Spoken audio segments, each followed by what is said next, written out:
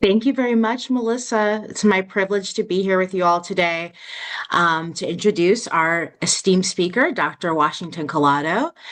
Dr. Washington B. Collado was born in the Dominican Republic, surrounded by educators, including his mother. In 1975, he immigrated to New York and began studying in New York City public schools in the seventh grade. Dr. Collado began his career in education in 1986 in New York, where he taught Spanish and English as a second language in New York City public schools. In 1992, he moved to Florida and continued teaching at Miami-Dade Public Schools. In 1998, he accepted a job in Broward County Public Schools Multicultural Department to conduct curricular training for teachers and administrators on the contributions of Latinos, African Americans, and women throughout the history of the U.S. Dr. Collado began his career in school administration as an assistant principal at Broward County Public Schools and was promoted to principal in 2005. He served 16 years as principal at schools in South Florida, serving socioeconomically diverse schools, and served as president of the Broward Association of Principals and Assistants. He retired in 2022. In February 2021, Dr. Collado received the Principal of the Year distinction for Broward County Public Schools, the nation's sixth largest school district. He also received several honors and recognitions nationally and internationally for his work in schools and communities. Throughout his career, Dr. Collado has traveled to over 30 states and several countries, training school leaders and educators about effective leadership and increasing family and community engagement in schools. He's written over 100 articles for newspapers and magazines and co-authored 5 books.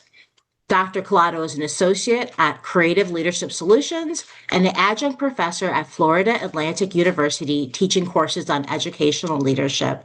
And today, he's your speaker for the next hour, and it's my honor to turn the presentation over to him to learn more about 4 pillars for achieving academic excellence or organizational rhythm in schools. Thank you so much for being with us.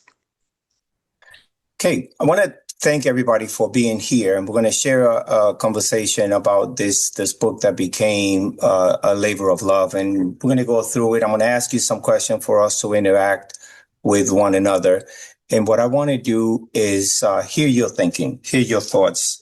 So why don't we jump right in? Today we're going to be talking about the 4 pillars, and it's a book that is really special to me because of all the work that it took to put it together. And it's out of respect for many things that I've observed on the field. We're going to give a very 2 minutes introduction as to who I am as an educator, as a student, as a teacher. Then we're going to go right into pillar 1. Pillar 1 is aligning vision and rhythm, vision and mission. Pillar 2, we talk about a topic that is near and dear to my heart, which is family and community engagement. And pillar 3 is 2 components, which is professional learning communities that we call creative leadership, collaborative learning teams. And the 4th pillar is academic and social-emotional support. Everybody does have a why that we in education drives us. And I see what happens in graduations, and I see what happens in ceremonies when a student makes the grade, when a student that hasn't been advancing suddenly advances at moving up ceremonies. And when we get emotional, when we get really proud of a student's success as educators, it means that vision we had for that student, whether it was at the beginning of the year or when he or she began high school, that vision became reality. And what happened was, you see the fruit of that student's labor and your labor as a teacher. For me, that is a connection between the why and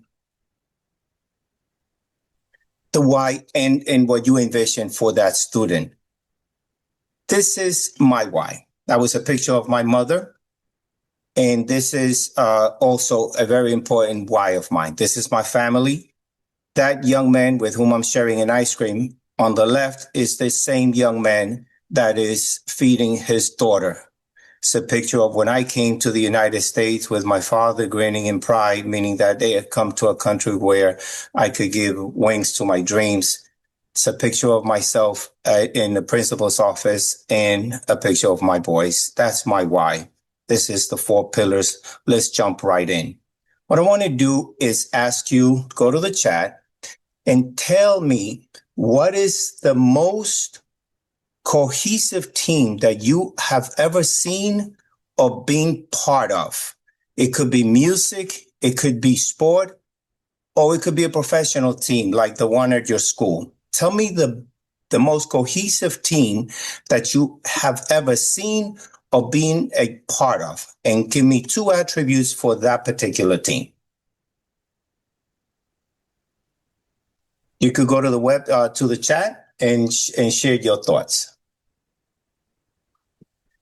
Elizabeth says, my current work team. Bobby says, because of share accountability. I like that. Good. A team that you have seen on the field or have been part of that you feel has been the most cohesive you have ever seen. Don't be shy. Go to the chat group and tell me what you think. High expectation and passionate is another attribute of great teams. Okay. Share passion for learning and student success. Those are great attributes of a team, says Dr. Patricia Urrieta. Great. High school theater group. Megan, high school theater group. Awesome. Trust is a big important part of the team. Awesome. Thank you for sharing. Be ready to jump in because your voice is important. There is no way with this brain power that I should be the one only sharing my thoughts. For me, these are 3 great teams. This is the Florida Marlins 97. This is El Gran Combo de Puerto Rico. It's a musical band that's been together since 62. And that is one team for which I have the utmost respect. That is the teachers and staff and students, teachers and staff and teachers at Rickards Middle School. And the way they dedicate themselves to the kids, the way they empower students to maximize their potential, highlights quality of a great team. They know and understand the responsibilities and goals, like some of you have said. Ms. Finn Chankia says trust. They accept collective and individual responsibility and accountability. Leadership through empowerment. That's all attributes of a great team. And here they are again, because I just have the utmost respect for them. So let's jump right into pillar 1. Pillar 1 was admittedly the most difficult section to write because of my desire to really align vision, mission, and action plan. Because I've seen in many, many schools where the vision statement and the mission statement are some grandiose, philosophically, beautifully sounding statements, but it doesn't have a connection to what we do daily. Dr. Doug Reeves says, why before how? And he could not be more right. I also want you to think now, as you look at this picture of these parents and our places as educators in society. Think about what this mom is saying to her child. What are the thoughts on these gentlemen's minds as they walk into school and place the responsibility, as my grandmother used to say, for school to make someone of us? That responsibility falls square on our shoulders as educators. We bear the hopes and dreams of those children and those. So and those parents. So when I wrote the why, right away, I thought of someone who had a clear vision and committed his life to that vision. And this speech that he gave in Memphis was really impacted. And he says, and I've looked over a lot, and and I looked over and I have seen the promised land. I might not get with you, but his vision was solid. And I wanted to know, how did he get himself to commit so profusely to a vision that he had, that he transmitted it so well that he disappeared physically, but then it empowered other people to even see his vision even more clearer. And I found it, one of the many testaments, in the letter from a Birmingham jail, where he says, if I have said anything in this letter that overstates the truth and indicates an unreasonable impatience, he asked the clergy to whom he was writing, I beg you to forgive me. But if I have said anything that understands the truth and indicates my having patience that allows me to settle for anything less than brotherhood, I have higher authority to forgive me. So that gravitational pull was essential to everything that he did. We as teachers have a similar gravitational pull.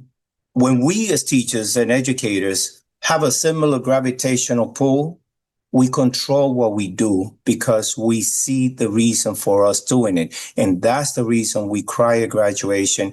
That's the reason we celebrate a young man or woman who's been struggling level 1, barely reading, all of a sudden being able to read. That's the reason that we celebrate this. And here's why it's important. When we have a gravitational pull where we are centered in our values, in our mission for the school, me as a professional, me as a member of the math department, my math department as part of it, of the school, our beliefs and values serve as the basis for the vision. The vision will shape the mission. The mission sets the strategic goal that you follow. Those strategic goals turn into action and goals, and those action and goals define the tasks and activities that we seek. That is why when we see students and we prejudge their abilities based on what we think we know, we make mistakes sometimes. Be sure to have this defined, that your why will define your vision and the vision will define your primary objectives and what you are seeking to do. And that's why this part of the book was really special to me, because I wanted to capture the emotion that we feel as educators when we see our students succeed, and the frustrations that we feel when we see that the students are not achieving their best. Vision is what we see, the goal, the destination. The mission is putting into practice the work that leads us to that vision. And in the book, what I do is I create different types of exercises describing the mission as a compass, a guide, and it asks a number of questions and activities for you to take your own vision statements now and put it to a challenge. How is this vision statement highlighting what you're doing as an organization, what you're doing as an individual, part of a department, and how that department is fitting into the vision of the school? If you're a principal listening to me, does your staff see the vision, how we should be treating families in the offices, how committed we are to putting our effort? So we offer these checklists. Is the school vision? What is the school vision and how are we progressing towards it? What is the role moving towards the vision? What is my role? How do I define the vision? And that allows us to take what we now have. Some schools have visions because we've had them from last year, and they do not represent what is happening this year. That vision then should shape this. It defines the specific objectives and aspiration of us individually, of us in a department, of us in the office, of what we want the school to look like and how we want it to integrate the community.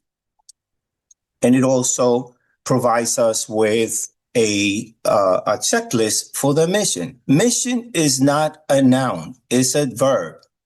It is specific to the goals. It is the way forward. It identifies the obstacles. It addresses the obstacles.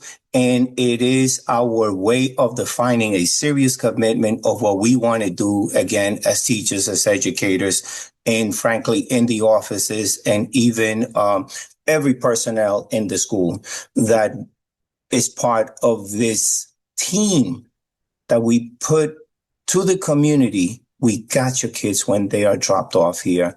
And yes, we're going to commit everything that we can as professionals to see that they succeed. For that to happen, and we'll go into this detail in the first pillar, you have to have an alignment between the personal vision of why I got into education,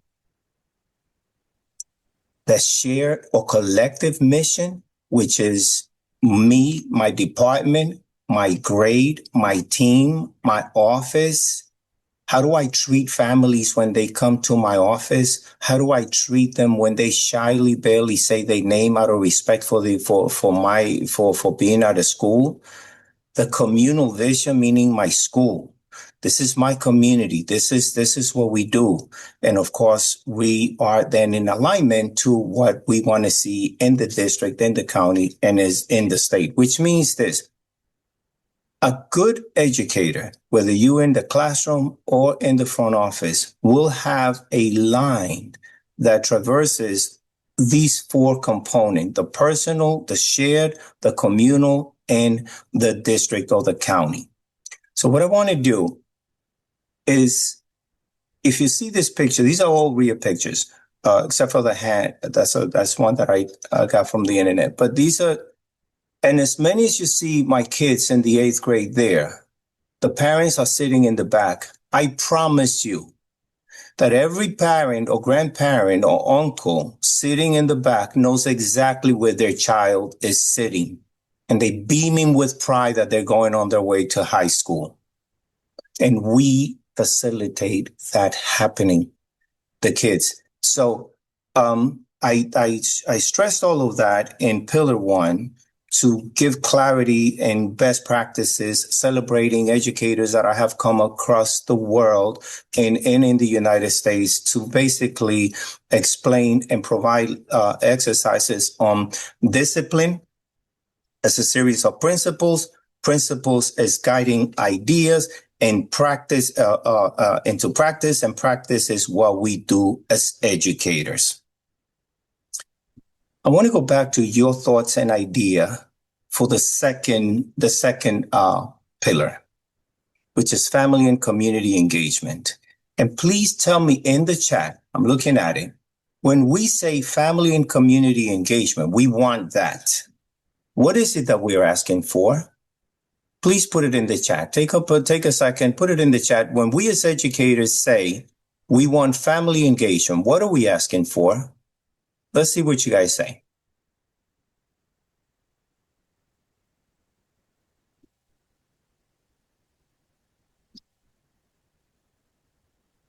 Go to your chat and tell me, when we say we want family and community engagement, what is it that we are asking for?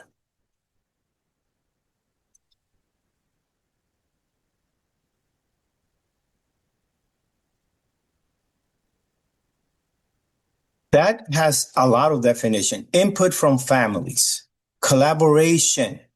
And by the way, Bobby, when you say input from families, I love what you're saying, because that input could be something we need to hear, but we haven't heard. So a lot of parents, what they do is when they tell us their input, they shine a light on something we have not seen. So that input could come and Patricia Ordonez basically says family actively participating. Give families a role to participate. Give them a voice. Julissa. I wanted family to be involved in the day-to-day. That is empowerment. We are multicultural school. Let's celebrate it. Let's celebrate it. Let's see what we have in the community, showcase and bask in it. So what we do in a school, as Chankia says, mutual support. Chankia, I hope I'm not pronouncing your name incorrectly. And Angela says, I want the community to know that they're all welcome in my school. I love that. Here's why, Angela. And I love you saying that, because a lot of families come from cultures where they self-impose a distance from the world of education. That's not that they don't want to get involved. It's because they respect the world of education so much that they don't want to cross a line. So there is an imposition of them being involved only in disciplinary matters. And what we need to do, as Angela alludes in her question, in her statement, is let's meet them where they are. Let's build capacity, and let's bring them towards everything that you say where you want them to be. Now, if you think about it, I want to go back. If you think about what this mom is saying when she's on her way to the school, how is the school welcoming this goodwill? We could have two models, because these institutions will have a big impact on a child's life. On the right, you're going to have the family. Always have the family, and whatever version of the family you have. You have a grandfather, you have a mother, you have a single dad, you have a single mom, you have a uncle raising children, whatever form of family you have as family. You have your community, whatever way that community looks like, and you have the school, and you have the kid in the center, tying those three institutions together. Or you have the model. By the way, this is an idea from Joyce Epstein and Sheldon that talks about this in great length, and she does a great job. Or you can have an integrated version of those three, where family and the school and the community are integrated to provide a support, a service, and an accountability to the student, where there is communication, where there's two-way communications. And in the book, we talk about the ways that we could do this, because we all want family and community engagement. But here's what I find. I find that we say that, but when I say to many schools and school districts around the nation, do you have a plan? Do you have a family and community engagement team? Do you have an approach in terms of and basically what I find is that you have as a plan, as a desire, what we did last year. And what did we do last year? What we did the years before that. No. We need to establish a phase family and community engagement action plan created around the vision and the mission of the school. We need to build the capacity. We need to build the relationship by introducing the school to the community and the community to the school. Sometimes we work in communities where there's high poverty, and basically we as a staff drive to the school and we know very little about the community. What's even worse is that sometimes the community doesn't know the great work that some of our teachers do. So interact. Parent-teacher conference, what do they look like? Do you have different models of parent-teacher conference? Have we trained our teachers to maximize that opportunity? Be open to feedback, as one of you said, which basically says, let me hear what I like to hear, but also what is difficult to hear. And have you be confident. What I ask for you is that you respect me, that you respect my teachers, and that you respect what we are both trying to do, specifically when we don't agree. And here's the other thing. Implement data-informed decision-making, because poverty makes problems invisible sometimes. Empower your families. These are all real pictures. Empower your families. And by the way, none of these things, I have done any of these things. Simple. Our teachers, as you saw in that group, felt empowered to do these things. These are science teachers who wanted to create a butterfly garden and beautify their school in a nature-friendly way in South Florida, so that we could have both a butterfly garden, beautiful front of the school, and the kids get a lesson in science all at the same time. So I propose In pillar 2, these 4 steps for family and community engagement, and I give some really practical ways that this can be done. And by the way, there will always be room for improvement. There will always be room for, at the end of the year, you do a monitor engaging a progress of where you did a great job in areas of growth. Step 1, have to define it. What is it that we want? What should the registrar's office look like? What should the collaboration be with the community? What do we want in a parent-teacher conference? What does our website look like? Communication. Build capacity is step 2. Have you considered how infiltrated technology, to a great thing, been into education? The fact that report cards are online, textbooks online. Some textbooks have been replaced by online textbook. In the used technologies app, how many parents do you think have kept up with that information monitoring? So step 3 is identify community partners and communicate. Communicate by introducing, as I said before, the school to the community to the school, establish a communication process. In this particular school, we did a message every single Friday at 5:00 in multiple languages, where I just simply, me or somebody else, greeted the community, let them know what was happening in the school, what was happening next year, and what we celebrate.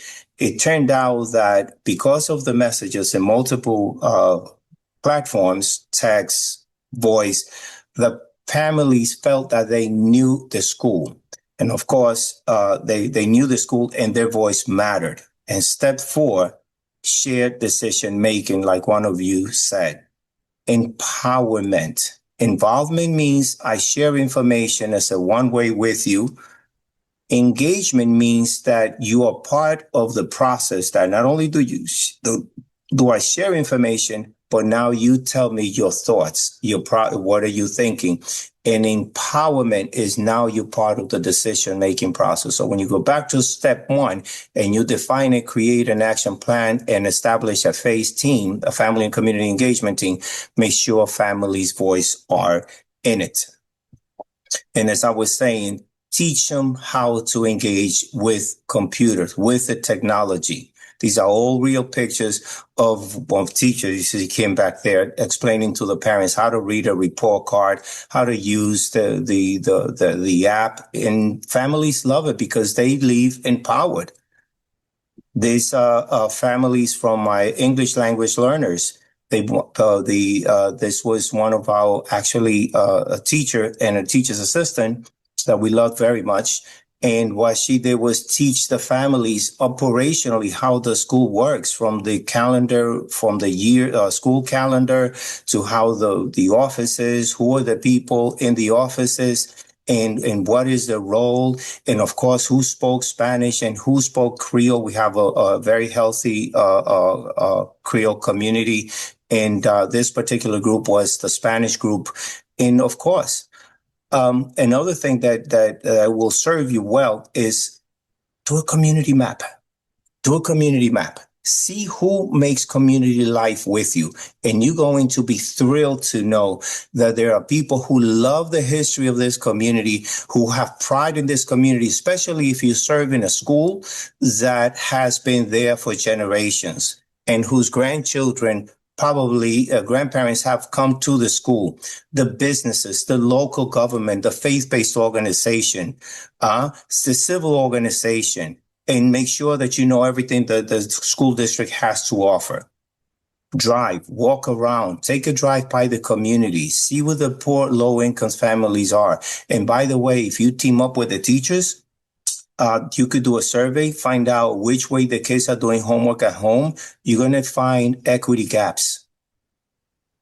In communities of high poverty, there is a lot of invisibility on the struggle. This is from Mick Coleman. He has great ideas on community mapping. There's great invisibility of the trouble kids go when they come from low socioeconomic means. One such case, one of those faith-based organization that we had a great relation with, the Haitian community invited me to a dinner that they have. And of course, you kidding me? Haitian food is delicious to begin with. And the family basically celebrate their moving up to the high school, then the kids from elementary moving to the middle. And what the head pastor said to me, the families are telling me how it's difficult for them to schedule a parent-teacher conference. This was at the start of my tenure. And you know what? Later that year, we had a bilingual Haitian Creole English guidance counselor that facilitated everything. And of course, we struck a wonderful relationship with that faith-based organization and other communities around the school. Another result of that community mapping that I talk about in the school, and I share this in the book, is the fraternities and sororities. These are organizations, number one, they have great ties to the community, great history of service, and they cannot wait for you to invite them to be part of the learning process. This happens to be the gentleman from Omega Psi Phi and the ladies from AKA Alpha Kappa Alpha. The ladies helped, teamed up with some of our teachers from the school. And I saw it in a school in California that I teamed up with, doing the same thing with other fraternities and sororities. And they did from a health and wellness fair where the Department of Health came to assist, to creating a health wellness garden throughout the school. And the gentleman from Omega Psi Phi explaining a very hands-on Black history program that was really empowering and really inspirational. So do a community mapping. I go through it in the book and I explain exactly what a community mapping is. Take time to celebrate culture. Make sure that you have non-traditional students in the music program, in the band, that don't English language learners have, they are in the process of becoming bilingual. They should be learning music. They should be in high rigor classes as well. Make sure that it's integrated so you can celebrate culture. And when you celebrate culture, that shyness that I talked about at the beginning, it goes away and it starts a level of trust. Lastly, with family and community engagement, please celebrate learning. Make sure that you do field trips to colleges and everything else. And I go through a section that talks about that too. Celebrate academic learning so that the families could see the kids interacting, learning, engaging in the learning, and seeing the school from within. Because this is something many families don't get to see because they have self-imposed, like, this is not my role. My role is a parent. Involve them, invite them, let them know it's okay. The school is a place for them to enjoy. What you get: support, advocacy, accountability, and the opportunity that's for us to explore. Now, let's jump into Pillar 3. Pillar 3 is it was painful to write. I got to tell you, it was painful to write because it hits really close to home, where I saw many of my friends and family members drop out of school in Brooklyn, mainly because some of them were pushed out. Look, academically, you're 16, you're 17. Others made a decision of, like, school is not for me. I just should just get a job. And others just simply just gave up. And many of them actually gave up, dropped out of school, and not a single phone call. Let me explain to you how I see it. And this is, again, as a researcher, as a principal, as a teacher, and as an English language learner when I came to the United States.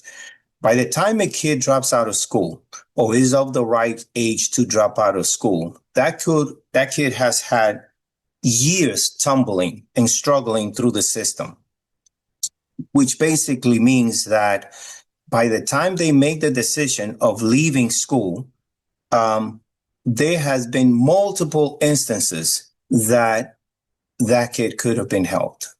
And I'm not saying that that we as educators are responsible for everything, but we have to, at the very least, own what we own.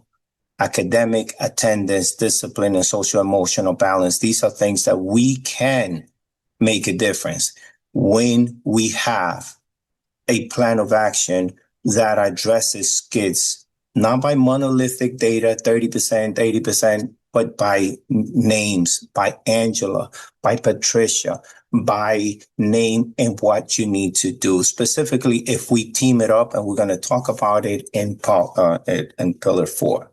The anatomy of dropout is academic frustration, going back to middle, going back to elementary school. By the time the kid gets to 15, it's like, you know what? School is not for me. Math is really not for me. We're not math people. And you start hearing these things, failing grades. Failing grades is a punch in the gut. It means you're not good enough. Grade retention. Discipline, sometimes disciplinary. There was I worked at a school in a state I will mention, that the disciplinary intervention was a combination of academic and all types of frustration, that by the time the kid got to a certain age, the kid was pushed into night school. Night school was be somebody else's problem. Most of those kids wind up dropping out. Attendance, and of course, you have to dropping out. All of these things happen a lot early on than the fall of just withdrawing from the school. This is one of my heroes that I venerate every time I get to read some of his writing. He passed. He says, words can expose the action, but it cannot replace it. Thousands of phrases are unable to say as much as a single action. I'm going to share with you some numbers. I'm going to go through them right quickly that I shared with you on the third pillar of the book, so that you could see basically how the things have evolved. Look at the dropout numbers. Specifically, have we improved in dropouts? Yes, we have.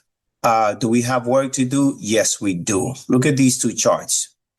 For in 2014, less than a high school diploma, men 24,000, women 15,000. Difference, $8,000. This is average source, U.S. Census Bureau. So this is not some little magazine.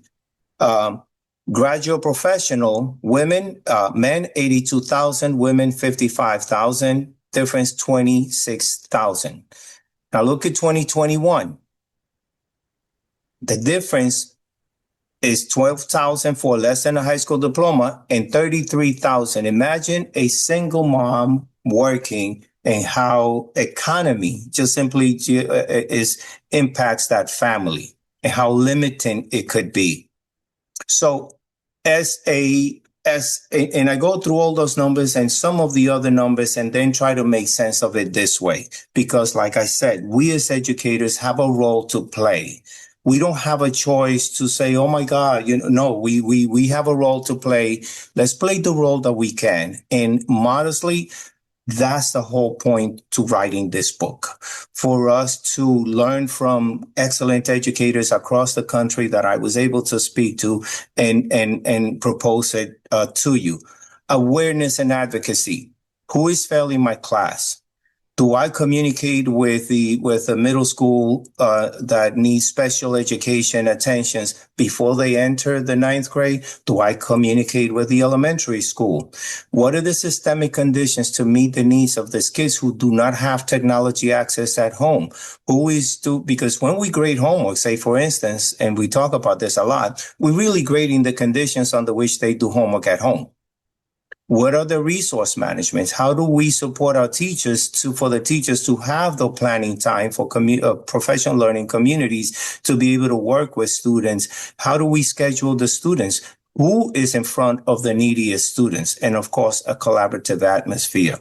So I go over this in great length, but awareness and advocacy simply means fact-based knowledge of the situation of your students, and may I add, your teachers, new teachers, systemic conditions. You cannot just wish to address things. You have to, how am I addressing it? What is the mission that I have in the math department? Who is getting the Fs? Why are they getting Fs? If you see that, if you do a data analysis and you see that most of the Fs come from the English language learners group, then you have to ask why and what can we do systemically and manage resources so that we could help those kids, so that we could engage the families and work collaboratively. And these are some of the other suggestions that I get into. Put a face on data, and this is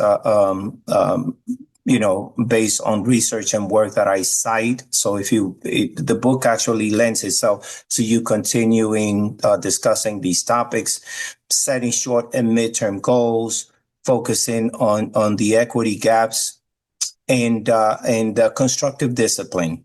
I use the work of Dr. Bailey to cite constructive discipline in managing resources, meaning bring the community to bear. One of the science teachers that you see on the upper with the police officers, and the police officer who's an Army veteran, came up with an idea, which was, and this was basically, we wanted to have a better relationship and a mentoring situation. So Jordan, on the lower left with the young boys, brought a mentoring program to the school. Now, mind you, there's nothing that I have done. All I've done is giving the green light to some of these things as principals and connected these boys. And that program is still going strong. And the celebrating community veterans, all of these things have grown to help foster the connection between community and families and help the kids that need the help. Which brings us to pillar 4. And and on pillar 4, I want to go back to the chat, and I want you to tell me what type of collaborative work occurred in your school or in your offices. How do you foster professional learning communities? Do you have a process? Do you, let me see what you have. Do we have professional learning communities at your school, and what do they look like?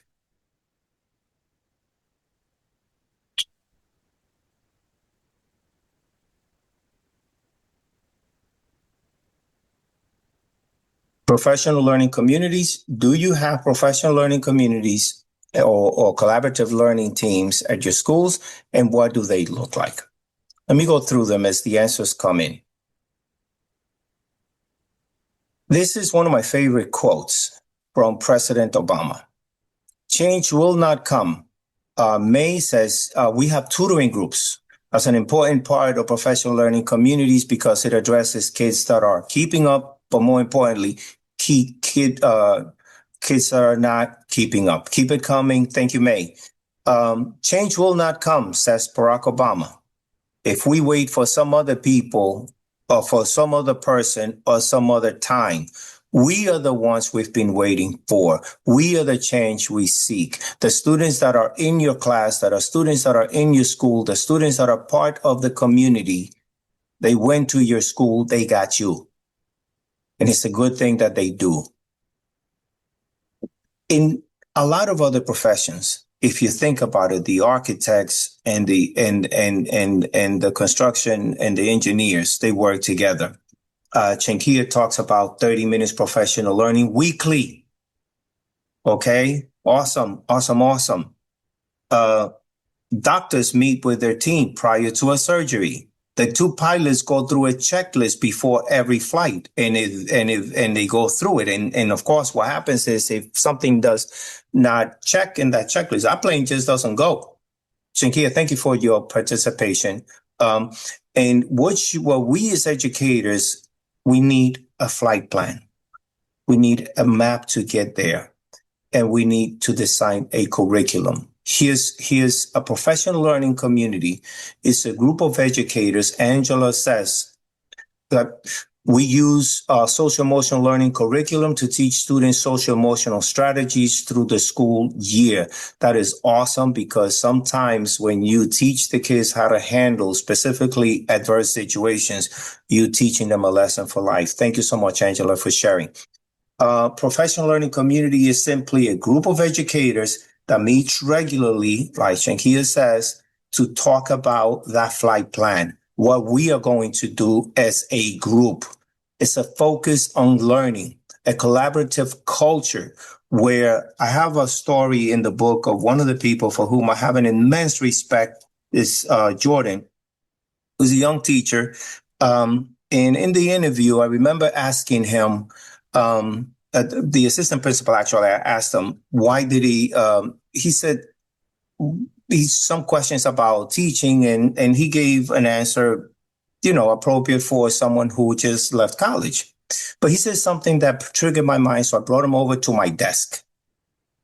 Elaine says, coming together, projects, sister school support. Oh my goodness. Great answer. Go to Elaine Safe. She has a great answer. Student help to learn to care about others. Then I asked Jordan, why do you want to be a teacher? And he gave me the most profound answer as to what he saw in his mother, how he wants to make a difference. And the way he presented it, he has such a clear why that he just needed a place to make it happen and to bring it to bear.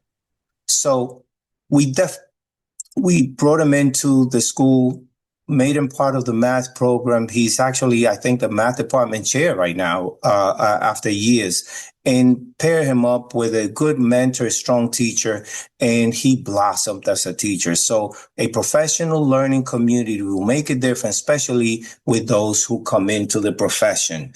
And those of us who've been a long time in the profession could freshen up and look at new ways of doing things. Basically, setting the course for action. Collaborate to elaborate on the focus calendar and set conditions in the classroom with tier 1, tier 2 for for us in the classroom to create conditions to support the students who don't have that support at home. Okay. One thing that I go into, and I lean on Feldman, I lean on Reeves, I lean on DeFore, I lean on Eckers, to talk about formative assessment. One thing is to take a kid exam, say essay that you asked to write, slap them with a 65 or a 4 or a 3 or a 1, and just basically give them a grade. The other thing is to provide feedback so that the student could little by little move towards proficiency. Look the information on formative grading. There's a great length. I go to it in great length. And of course, this is part of this structure. Care. Curriculum standard instructions. What do I want my kids to learn? Assessment, formative assessment. How would they demonstrate the level of knowledge and understanding? Remediation. What do I do with those kids who don't get it? The Washingtons of the world that came to the United States. But again, what do I do with those that do? How do I enrich their experience? All levels, all subjects, focus on students and learning. And for us, those who are administrators, support the teachers, give them time for them to plan, give them time, remove obstructions that take away from their time. Coming down to the end. Professional learning communities, what they do is basically allows us as educators to talk about the walk. When you implement the professional learning community based on the coaching and the team effort that we've discussed, from the taking the standard to unwrapping it to discussing lesson skills that I do in my classroom and sharing my best practices and conducting mutual observations, what we are now doing is walking that talk. And I continually learn, whether I've been teaching a month or 10 years. Doug, here's one thing that I love this quote from Doug Reeves. And be careful of the pobrecito effect. What is the pobrecito effect? Don't love someone condescendingly into not wanting to provide challenging opportunities for students because they don't speak the language or because they are showing academic inefficiencies in class. This is what Doug says. And I call him Doug because he's a friend, but I work with him at Creative Leadership. These low expectations, and please listen carefully, these low expectations often occur in high poverty schools where teachers and leaders who are understandably sympathetic to their students' home environment, and in these cases, they conflate the appropriate and necessary affirmation of the students as a person with inappropriate and destructive affirmation of inadequate students' work. Push your students lovingly, provide them the support, and you will see that the students will thank you for it and will step up. Sometimes when working on these communities, you have to be reactive. Everybody wants to be proactive. No, you have to react. There was a whole life before you that you didn't control. React to what you have in front of you. And in the process, put in place something that you could act upon, whether it's help in the classroom, whether it's like the lady was saying, support, SEL support, and then set the tone for proactive measures so that the mistakes do not happen again. And in the process, if you do this interactively in a professional learning team, or CLT as some people call it, you put in place that student's possibility. But as the lady was saying, be sure that there's a structure. They meet weekly. You have to have a structure. That is the Empire State Building that is on 5th Avenue and 34th Street. But what you don't see is that within that creativity and the life that occurs inside that building, there is a structure there that holds it together. So do you have a weekly professional learning community?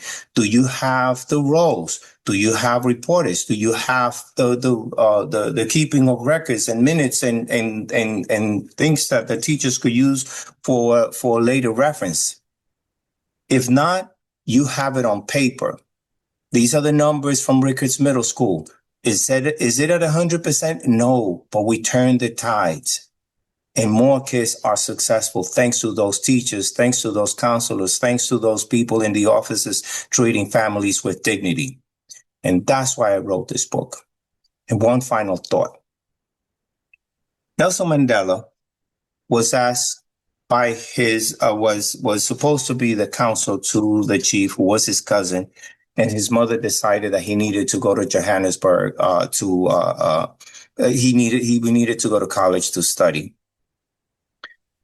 And they walked to the train station on that last day of him being in his home at Kunu so he could go to study and make something of himself. And this is what he says. And this is from one of the most powerful books that I have ever read, Long Walk to Freedom by Nelson Mandela. If you haven't read it, please get yourself a copy. He says, we traveled by foot and in silence until the sun was sinking slowly on the horizon. It was an exhausting journey, along rocky roads, up and down hills, past numerous villages, but we did not stop. We as educators are essential in the life of these kids. We cannot stop. We will not stop. And it's a sign of our diligence. We are here on this day listening to this presentation of this book that I wrote with all the good intentions of the world to just put a piece of what could possibly be solutions for many of us. And I want to thank you. If you want to do book studies, if you want to continue this conversation, if you want us to have this conversation in your district, in your school, this is my information. You have my personal email up on top, as well as my professional emails with Creative Leadership. That's my cell phone. And I want to thank you profusely for being part of this afternoon. And may God bless you for being educators and for being impact in some child's life that today, talking to you, I think of Ms. Phillips in Brooklyn when she said, let's fill this college application together. You're going to get in. And I did get in. And I became a teacher. Thank you very much. Incredible. Thank you so much, Dr. Collado, for this presentation. I think the words Nelson Mandela that you ended on are perfect.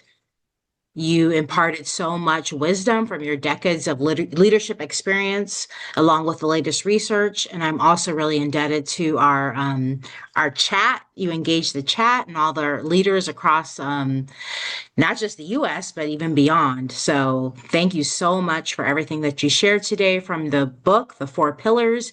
You gave everyone here such a great taste of what they can expect once they dive into that book. So thank you so much. Thank you so much, Megan, for inviting me to do this conversation. Melissa, thank you so much for facilitating it. And you mentioned about questions. I'm happy to take some questions if we have time. I love how welcoming you are. You put all forms of contact there. That's excellent. Educator is communication of love, communication of what we decided to do in this society. And I've seen many teachers cry when a kid crossed the stage because that's their kid crossing that stage. And when they graduate high school in the 12th grade, the elementary school graduates them, the middle school graduates them, and whatever educator touched their lives graduates them. So that's, communication. Yeah. To be continued. I think it's a lot of kudos and just thank you for this hour. You covered a lot in this hour. So I think that any questions, feel free to reach out to us at info@corwin.com. But in the meantime, I think we should close out for today. Let's do it. All right. Thank you. Thank you for everyone for joining.